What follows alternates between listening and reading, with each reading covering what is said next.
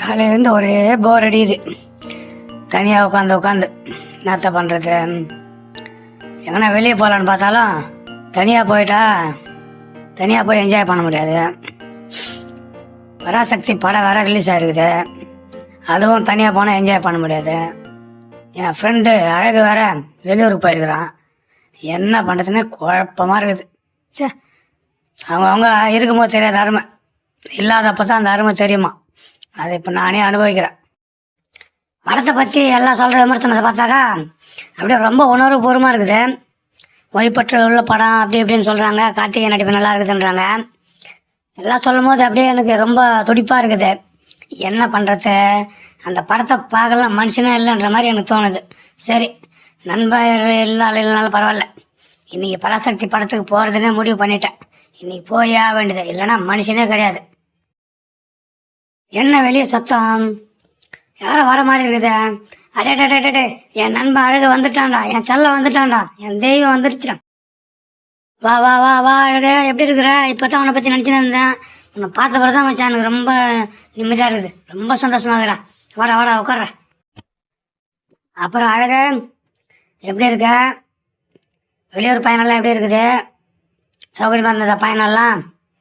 சரி, உன்னை பார்த்து ரொம்ப நாள் ஆச்சு. என்ன விஷயம்? அப்புறம் வா படத்துக்கு போவோம். அதை பற்றி தான் யோசிச்சுட்டே இருந்தேன். தனியாக அப்புறம் போட்டான்ட்டு கும்பிட போகிற தெய்வம் குறுக்கில் வந்த மாதிரி நீயே வந்துட்ட. வா கிளம்போ. என்ன அழகு, நான் மட்டும் பேசிகிட்டே இருக்கிறேன், நீ எதுவும் பேசாமல் கம்முன்னு இருக்கிற? என்ன விஷயம்? எதுவாக இருந்தாலும் உன் நண்பன்கிட்ட சொல்லு. என்ன எதோ பிரச்சனையா? சொல்லு. அப்படி என்று அறிவு ஆழ்கவுடன் கேட்டான். ஆழகோ எந்த பதிலும் கூறவில்லை. பிறகு சிறிது நேர மௌனத்திற்கு பிறகு அழகுவே வாயிச்சிருந்தான். அவன் சொன்னதாவது, அறிவு, நான் ஒன்று கேட்குறேன், தப்பா நினச்சிக்க மாட்டியே என்று அழகு கூறினான். அதற்கு அறிவோ, சொல்லுடா, தப்பா நினச்சிக்க மாட்டேன், நண்பன் தானே, சொல்லு அப்படின்னு சொன்னான். அதற்கு அழகு சொன்னான், டேய், பஸ்ஸில் தூங்குறது தப்பாடா அப்படின்னு கேட்டான். தப்பு இல்லையே, நானும் பஸ்ஸில் ஏறின உடனே டிக்கெட் வாங்கிட்டு உடனே தூங்க ஆரம்பிச்சிடுவேன். அதெல்லாம் என்ன பிரச்சனை உனக்கு அப்படி என்ன அறிவு கேட்டான். அதற்கு அழகோ, அப்புறம் ஏன்டா என்ன டிரைவர் வேலையிலேருந்து எடுத்துட்டாங்க அப்படி என்ன ரொம்ப சோகமாக சொல்கிறான். இந்த காணொளி பிடிச்சிருந்தா ஒரு லைக் பண்ணிவிட்டு சப்ஸ்கிரைப் பண்ணுங்கள்.